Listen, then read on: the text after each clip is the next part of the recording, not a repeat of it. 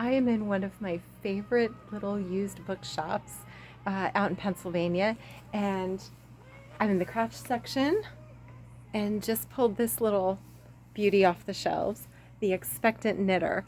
I thought it might be fun that we can maybe look through this book together really quickly and just think about different projects in this book and how they can be utilized to meet some of the challenges in the Knitting Passport Challenge game for this year.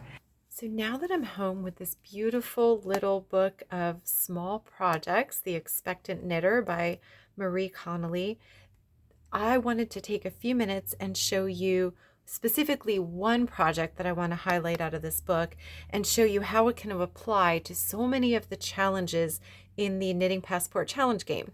So let's just open this book up and take a look at this adorable little baby cap. And very sweet, very small project, so little time and little material cost. I want to show you how many different challenge skills you can pull out of the challenge game that would apply to this very quick project. So let me start with the tourist card. And first of all, we're knitting something from a book. So that's an easy one that we can start with. And then I'm going to flip over to the Wanderer card, W2. Knit a gauge swatch until you achieve gauge for a project. So you really should, if you're going to make a project for someone to wear, you really should check for gauge. So you can check that one off as well. If you don't check for gauge, it could be way different than you expect. And I'm going to post up a gauge video soon. It's been in my private and unlisted for 2 years, but I'm going to post it. Once we hit gauge, the pattern recommends that we use a size 3 needle. And if the gauge does prove for you to be a size 3 or less, you could definitely circle that one and check off that challenge as well. Then we're going to work over on a project worked with circular needles. And this is a really easy way to complete a hat working in the round on circular needles. We are going to cast on. So let's go over to the Explorer page and we're going to cast on with a new cast on method. Maybe you've never tried a long tail cast on before.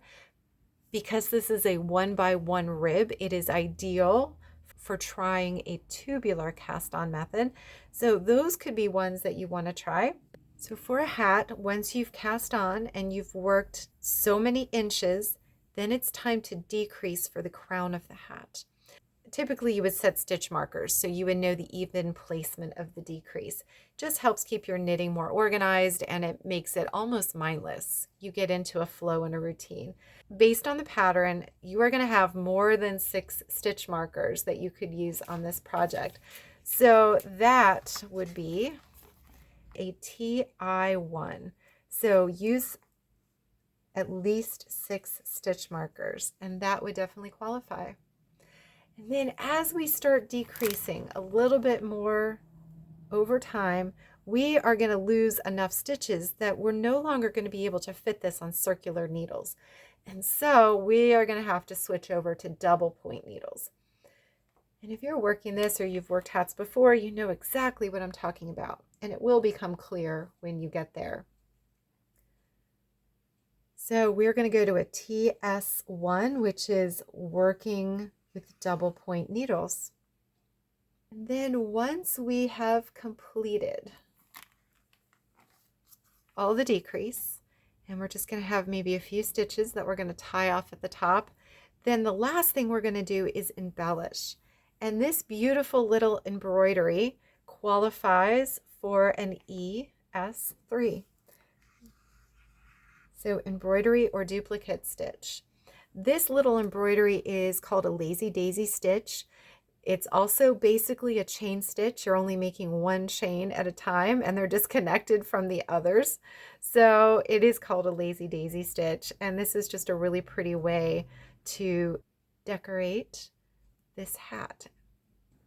With doing this little project, which takes just a little bit of yarn and a little bit of time, you could cover 1, 2, 3, 4, 5 challenges on the tourist card, 1 on the Wanderer card, and 2 on the Explorer card. And this doesn't even take into account if maybe you are knitting on a trip, or maybe bought the best yarn or are giving it away as a small knitted gift. And there are many more that could qualify depending on the circumstances under which you're knitting. I love this book, and there are many other books like it. This is certainly not the only book that has very small projects, but I did want to show you how a small project can go a long way to expanding our skill set and really validating the small projects. I want to encourage you, try something small but mighty.